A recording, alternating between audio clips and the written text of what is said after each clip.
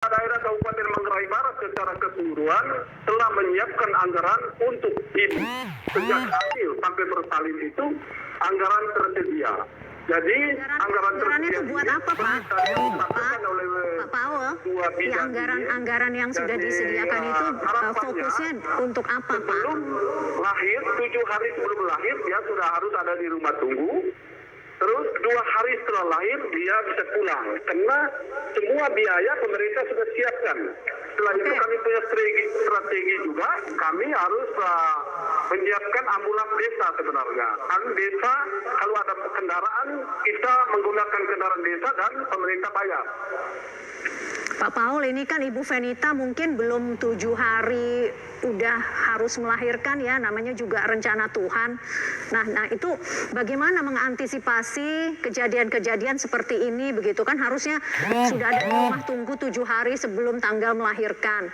Nah kalau ternyata lebih cepat 2 minggu begitu, untuk kedepannya ini bagaimana Dinas Kesehatan paling tidak mengawal dan juga membantu warga yang akan melahirkan agar semua ibu dan bayi selamat begitu. Untuk kedepannya gimana, Pak? Oke, strategi yang Dinas Kesehatan sampai dengan puskesmas, termasuk bidan yang ada di desa, itu namanya ada P4K, Perencanaan Pertolongan Persalinan sejak awal. Dia mengenal dari sejak awal situasi yang dihadapi oleh ibu. Sehingga kita punya 7H2 center, terus ada keluhan setiap petugas-petugas yang ada di desa menyampaikan kepada dinas dan juga teman-teman Bikor yang ada dan tetap lakukan kontrol. Harapan ini ke depan kami juga ini merupakan suatu peringatan untuk kami supaya kami selalu hati-hati dan kami juga bekerja sama dengan desa dan bidan juga tetap berada di tempat. Kalaupun satunya pergi tugas, mungkin satunya harus ada di tempat. Baik, Bidan Ernesti, Anda benar-benar secara langsung menolong para ibu yang akan melahirkan selama bertahun-tahun begitu ya, dengan kondisi seperti Kampung Baang yang sangat jauh dan ya bukan saja jauh tapi susah diakses dekat dengan fasilitas kesehatan. Apa yang bisa Anda bekali kepada warga kalau memang tidak bisa mengharapkan fasilitas atau jalan yang baik dari pemerintah setempat begitu. Kalau kita tidak mengandalkan akses jalan yang baik, berarti apa bekal yang bisa Anda berikan kepada para warga, terutama ibu yang akan melahirkan? Bekal yang kami harus beritahu kepada masyarakat, khususnya kepada ibu hamil, bahwa harus melahirkan di fasilitas kesehatan dan harus itu ibu hamil bisa mengerti bahwa salinan yang ditolong oleh tenaga kesehatan itu memang harus harus karena petugas kesehatan di situ sudah terlatih dan harapannya saya kesadaran masyarakat juga harus mengikuti semua aturan-aturan yang sudah ada.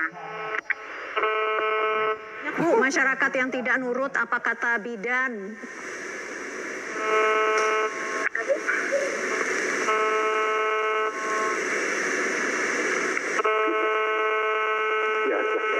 Ya, Bidan Nelsi mungkin memang banyak Bu warga yang masih tidak mau nurut apa kata bidan begitu.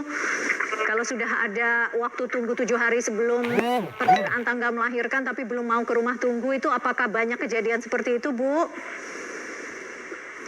Bu Nelsi? Baik Bu,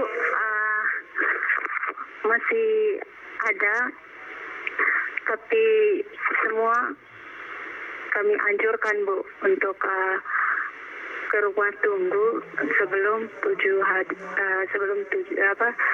hari sebelum persalinan.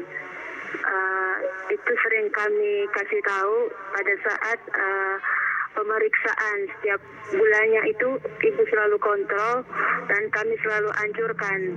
Dan ada juga ibu yang memberitahu yang Baik. tidak ada juga ibu yang tidak nurut, Bu, tapi kami selaku bidan selalu memberitahu Baik. dan mengajak keluarga juga. Ini keselamatan bersama ya Bu ya. Baik, Bidan Nelsi, Bidan Ernesti, Pak Paul Mami, terima kasih sudah